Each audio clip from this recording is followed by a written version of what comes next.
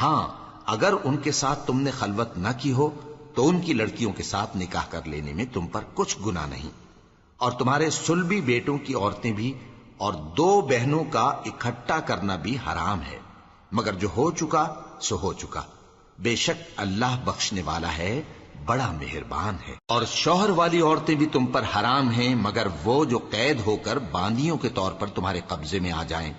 ये हुक्म अल्लाह ने तुमको लिख दिया है, और इन मुहर्रमात के सिवा दूसरी औरतें तुमको हलाल हैं, इस तरह से कि माल खर्च करके उनसे निकाह कर लो, बशर्ते के निकाह से मकसूद इफ्फत कायम रखना हो, न कि शहवत परस्ती। तो जिन औरतों से तुम लुत्फ अंदोज हुए उनका मेहर जो मुकर्रर किया हो अदा कर दो, और अगर मुकर्रर करने के बाद आपस की रजामंदी से मेहर में कमी बेशी कर लो तो तुम पर कुछ गुनाह नहीं। बेशक अल्लाह सब कुछ जानने वाला है, हिकमत वाला है।